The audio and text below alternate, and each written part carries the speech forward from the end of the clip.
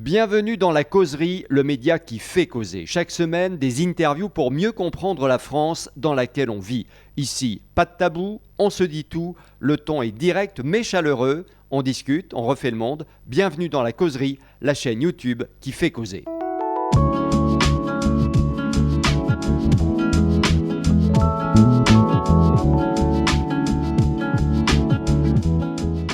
Bonjour Philippe Gueluc.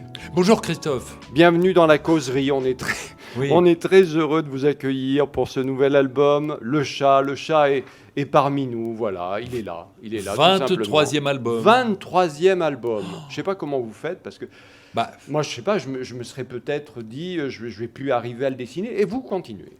C'est surtout, alors le dessiner, j'y arrive. Et lui faire dire des conneries ou pas. De trouver des idées, de me renouveler dans ce que je lui fais dire, de surprendre mon lectorat, de continuer à faire marrer des gens qui rient avec lui et avec moi depuis 34 ans, puisque le premier album date de 1986. Ça ne nous rajeunit pas. Et donc, non, ça ne nous rajeunit pas, mais lui reste jeune, et je crois que quand on rit, on ne vieillit pas. Ben voilà, c'est ça l'essentiel. Il n'y a pas besoin d'une ordonnance, ou alors vous allez chez le docteur Gueluc. Voilà, oui, et là ça va beaucoup mieux.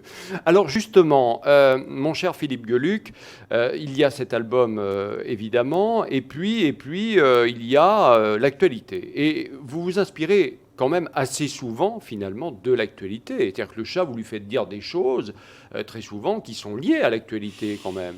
Oui, mais pas tant que ça. Alors, il y a une partie de dessin qui évoque des problèmes plus... C'est vrai que j'aborde les 10 ans de la mort de Ben Laden. Je parle dans 2 dessins de oui, on voit les femmes de Ben Laden qui disent... Je dis Ben Laden était aussi un mari. Voilà, et on voit 8 femmes en larmes, mais sous leur burqa. Donc, on ne voit que l'humidité à la hauteur des yeux, etc. Bon, j'aborde comme ça quelques grands thèmes comme la disparition d'espèces vivantes, comme l'écologie, comme le réchauffement climatique, etc.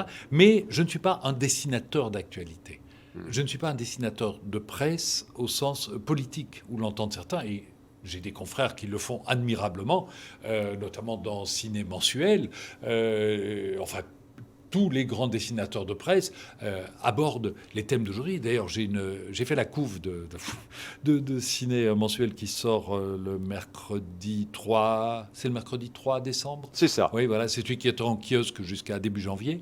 Et j'ai dessiné des flics qui viennent de tabasser un mec, mais je les dessinais avant d'avoir vu la vidéo du producteur qui s'est fait péter la gueule.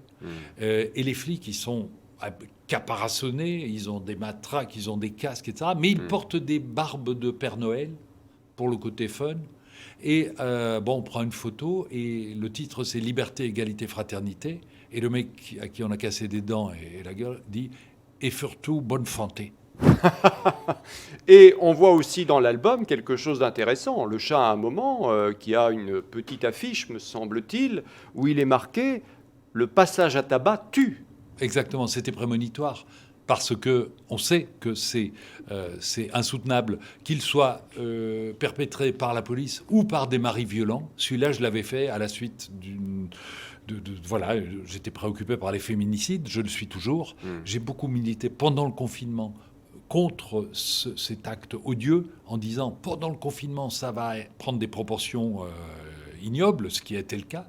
Et avec ma consoeur Kadjanine, la chanteuse, on a beaucoup milité en Belgique pour éveiller les consciences et pour demander au pouvoir public de faire des investissements pour ouvrir des maisons d'accueil et des centres qui puissent aider ces femmes qui sont désemparées. Ces femmes et ces enfants. Philippe Gueluc, est-ce que vous comprenez, vous, cette société, notamment cette société française, qui est prise du vertige du complotisme pratiquement tous les jours?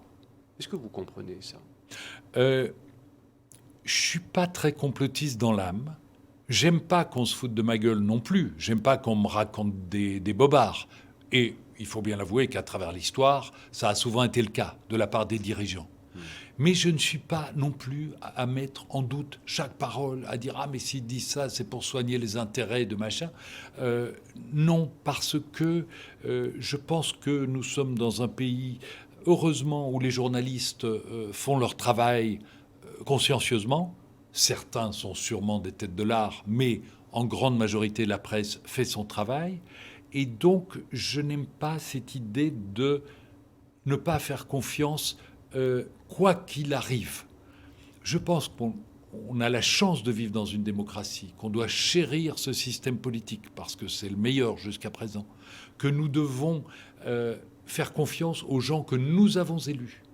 Un jour, je fais dire au chat, je ne sais pas si c'était dans cet album-ci, si tu n'as pas voté, tu n'as pas le droit de te plaindre des décisions prises par les politiques. Et quelque part, c'est pas faux. Merde, quoi. C'est un droit que ont acquis nos ancêtres au prix de leur vie, souvent. Nous devons honorer leur mémoire. Il faut voter. Mais il faut aussi se rebeller contre des décisions injustes. La révolte des Gilets jaunes, je la comprends parfaitement. Et j'ai trouvé détestable que le président ne les entende pas, ne les reçoive pas, ne leur réponde pas. Il l'a fait beaucoup trop tard. Bref, j'ai un avis sur la question publique, mais je ne suis pas heureux de cette façon complotiste de voir les choses et de ces commentaires nauséabonds sur Internet. J'y vais pas, moi, sur les forums, sur les trucs, parce qu'il s'y dit des choses, notamment sur moi, que j'ai un jour découvertes et qui m'ont fait vraiment mal, parce que je les trouvais mensongères et injustes, et mensongères et donc forcément injustes, insultantes. Et je me suis dit, si je me mets à répondre, ça va pas avoir de fin. Donc, j'ai décidé de ne plus y aller. Et depuis que j'y vais plus, ça n'existe pas pour moi. En revanche, si on pouvait militer ou faire un référendum sur anonymat ou pas anonymat sur Internet, je milite totalement pour qu'on soit détectable sur Internet. Je trouve que l'anonymat est une chose qui rabaisse toute communication sur Internet au rang on peut tout dire et n'importe quoi sans jamais se dévoiler. Au rang de graffiti. Et ça pose des problèmes quand même de violence aussi derrière. Je suis d'accord. Voilà. Et je veux dire, quand on met la photo d'un policier avec son adresse, par exemple, c'est insupportable. C'est insupportable et dramatique. Ça ramène ses propos aux propos au graffiti dans les pissotières. Comme il y en a toujours d'ailleurs. C'est de ce niveau-là. Et de là à mettre les graffitis à la une des journaux, je trouve qu'il y a un pas qu'il ne faut pas franchir. Donc, qu'on se signale et qu'on ait le courage de dire ce que l'on dit, alors on peut discuter. Rapidement, le politique, vous êtes déçu par le politique ? Mais forcément. On est toujours déçu par le politique. Et regardez les Français qui votent une fois à gauche, une fois à droite.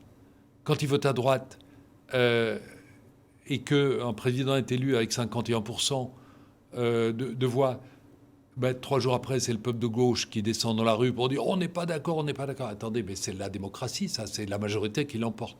Et si c'est un président de gauche qui est élu, après c'est la droite qui descend en disant « on n'est pas d'accord, on n'est pas d'accord ». Non, il faut jouer le jeu démocratique, mais c'est pour ça qu'il faut, je crois, s'engager dans des mouvements citoyens, dans des associations, mener des discussions, et c'est ça qui fera avancer la chose. C'est pas de critiquer en ricanant et en se cachant derrière un anonymat qu'on fera avancer les choses. Alors vous vous cachez derrière le chat, hein, voilà. Oui, les gros, oui. On peut se mettre à plusieurs. Moi, je me pose juste une question. Pourquoi le chat a un gros nez ? Non mais c'est vrai. Il a un nez énorme. Pour mieux te sentir, mon enfant. Ah bon, d'accord. Bon, très bien. On va dire que c'est ça. Vous connaissez cette histoire du chat qui arrive chez sa grand-mère ? Non, mais vous allez me la raconter. C'est un petit strip en 3 cases et il dit « Oh grand-mère, comme tu as de grands yeux », elle répond « C'est pour mieux te voir, mon enfant ». « Oh grand-mère, comme tu as de grandes oreilles, c'est pour mieux t'entendre, mon enfant. Oh grand-mère, comme tu as de grandes lèvres, ne regarde pas sous les draps, mon enfant. » Oh, quelle horreur! Non mais franchement, bravo. Bravo Philippe Geluck. Bon, Philippe Geluck, je rappelle donc le dernier album, Le Chat, chez Casterman, Le Chat est parmi nous, que l'on peut donc commander, personnaliser. Il faut faire vite, hein, mais en tout cas, c'est tout à fait possible en allant sur le site du Chat. Voilà, Sinon, on achète l'édition originale et on écrit sur la page de garde pour tonton Robert et il sera content aussi. Hein. Tiens, une petite dernière chose avant de se quitter. Dites-moi. Si vous deviez vous présenter en quelques mots, sans dire que vous êtes dessinateur du Chat, vous diriez quoi de vous ? Mesdames et messieurs, vous avez devant vous un type remarquable. Bon, Geluck s'aime, c'est bien. Oui, et mon nom veut dire bonheur en flamand. Donc, Il faut s'aimer pour aimer les autres. Bah, évidemment, ça commence par ça. Ça commence par là. Merci Philippe Geluck d'être venu nous voir. On remercie Radio Imo qui nous a prêté ses studios pour cette causerie avec vous. Oui. Voilà. Et puis, écoutez, vous pouvez retrouver évidemment cette interview et nous suivre sur la causerie et sur nos réseaux sociaux. Merci beaucoup et à bientôt. Au revoir, monsieur.